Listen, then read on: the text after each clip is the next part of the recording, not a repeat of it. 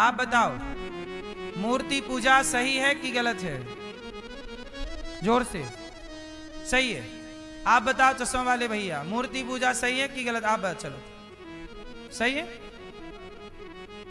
सही है, सही है। पीछे वाले भैया सही है। तो कबीरदास जी ने ये क्यों कहा कि पत्थर पूजे हरि मिले तो मैं पूजूं पहाड़, और तासे तो चक्की भली पीस खाए संसार। चलो बताओ ऐसा क्यों कहा। और एक बात मैं आपको बता दूं कि कबीरदास जी भी भगवान राम के बहुत बड़े भक्त हैं। और कबीरदास जी जब राम के भक्त हैं तो राम का भक्त भला राम की मूर्ति का विरोध कैसे कर सकता है? तो कबीरदास जी मूर्ति पूजा के विरोधी नहीं है। यदि मूर्ति पूजा के विरोधी नहीं है तो फिर ये दोहा क्यों कह रहे हैं कि पत्थर पूजे हरि मिले? अब आओ इसे समझते हैं। आप जानते हो उसका रहस्य कि नहीं? नहीं जानते तो मैं समझाऊं। जानते हो तो समझाने की जरूरत ही नहीं। बताऊं कि ना बताऊं?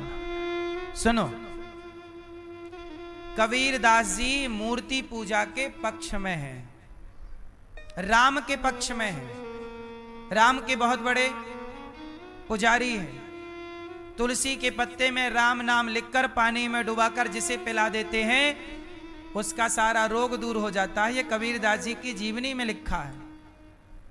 कबीरदास जी रामानंदाचार्य जी के चेला हैं, शिष्य हैं। कबीरदास जी को रामानंदाचार्य जी मंत्र नहीं दे रहे थे तो कबीरदास जी रात के सुबह भोर के 4 बजे सीढ़ियों में लेट गए कि गुरुजी ऐसे तो मंत्र दे नहीं रहे हैं, तो लेट गए। वो मैया भी लेट गई पीछे। मैया जागो मेरी माँ। कबीरदास जी लेटे तो मैया बोली मैं भी लेट लूं। सुनो,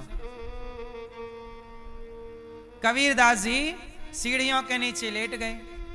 अब रामानंदाचार्य जी आए और रामानंदाचार्य जी स्नान करने आए तो उनका पांव सीढ़ियों की जगह अब सीढ़ियों पे लेटे तो कबीरदास जी की छाती पे पड़ा। यहां भाई सीढ़ी पे आप लेट जाओगे और हम आएंगे तो स्वाभाविक है हमारा पांव आपके शरीर के किसी हिस्से में पड़ेगा ही पड़ेगा, यदि उसी रास्ते पे आप लेटे हैं तो कबीरदास जी की छाती पे रामानंदाचार्य जी के चरण पड़ गए।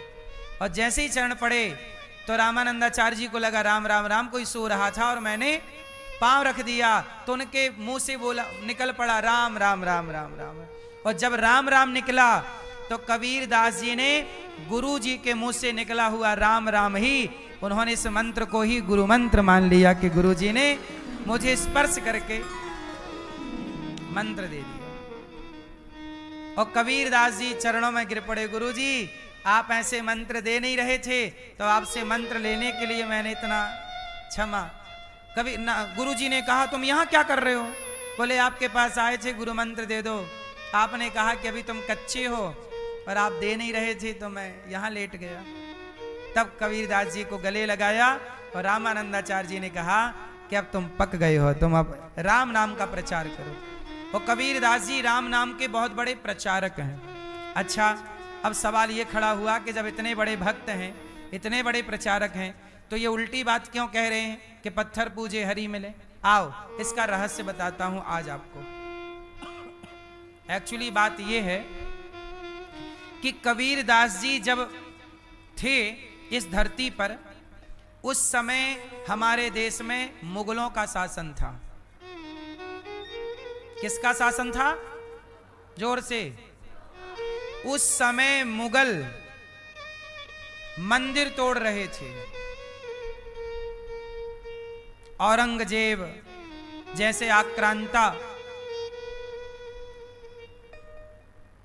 हुमायूं जैसे लोग, खिलजी जैसे लोग और तमाम आक्रांता सनातनियों के मंदिर तोड़ रहे थे। कृष्ण जन्मभूमि का मंदिर तोड़ा, अयोध्या में राम मंदिर तोड़ा, काशी में काशी मंदिर तोड़ा भगवान काशी विश्वनाथ जी का, और वहां पे सब जगह मंदिर तोड़े गए। जब मंदिर तोड़े गए तो सारे लोग भाग भाग के संतों के पास गए कि गुरुजी अब तो मंदिर टूट गया, बताइए हम कहां जाएं, क्या करें? तो कबीरदास जी के पास लोग गए कि मंदिर टूट गए, अब क्या करें। तब कबीरदास जी ने उनको समझाया कि पागल, मंदिर टूट गए तो क्या हुआ, हमारी आस्था थोड़ी टूट गई, हमारी आस्था बनाओ, रखे रहो। और सुनो, पत्थर पूजे हरि मिले, मंदिर टूट गए तो कोई बात नहीं। अब बताओ, विषम परिस्थिति है, जहां मंदिर तोड़े जा रहे हो, आक्रांताओं का आक्रमण चारों तरफ हो, वहां समझाने के लिए आदमी क्या बोलेगा। आस्था बचानी है तो कहना पड़ेगा कि भैया पत्थर पूजने से कोई बात नहीं, पत्थर पूजे हरि मिले तो मैं पूजूं पहाड़, यदि पत्थर पूजने से भगवान मिले तो मैं पहाड़ पूज लूं। इसलिए बेटा, तुम्हारे मंदिर भले टूट गए, लेकिन मंदिर में जो भगवान बैठे थे उसकी आस्था मत तोड़ना, उसकी आस्था बनाए रखना। भगवान तो भीतर का विषय है। तो ये उस काल खंड में हुई घटना के बाद समझाने के लिए कबीर जी ने ये बात कही थी। इसका मतलब ये नहीं है कि कबीर जी मूर्ति पूजा के विरोधी हैं। अब लोग पूरी बात नहीं जानते तो वो क्या बोलते हैं कि कबीरदास जी तो मूर्ति पूजा के विरोधी। काहे के विरोधी हैं?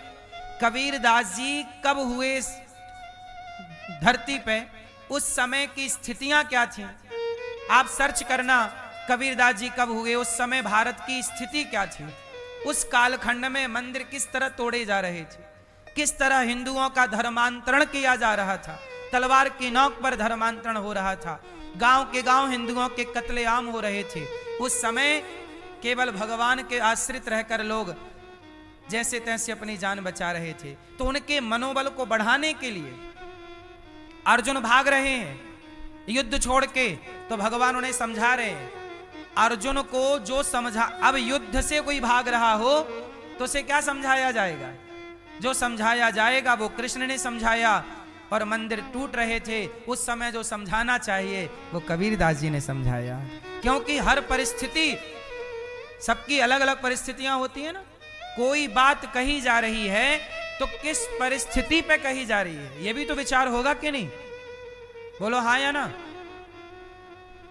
किस प्रसंग की वो बात है, किस संदर्भ में वो बात कही गई, किस कालखंड में कही गई, जिस समय वो बात कही गई। क्योंकि समाज में हो रहे बदलाव का हर व्यक्ति पर प्रभाव पड़ता है, पड़ता है कि नहीं। आज समाज में जब पाकिस्तान से युद्ध हुआ, ऑपरेशन सिंदूर चला, तो हम सब बात कर रहे थे पाकिस्तान की और अपनी सेना के बहादुरी की, बोलो। जब हमारे देश में कोरोना आया तो बात सब कोरोना की कर रहे थे। हमारे देश में एक लड़की ने अपने पति को गड्ढे में फेंक दिया, खाई से ढकेल दिया, उस समय पूरे देश में उस लड़की की चर्चा थी कि उसने पति के साथ ऐसा क्यों किया, अपने प्रेमी के लिए। तो एक घटना से पूरा देश प्रभावित हो जाता है।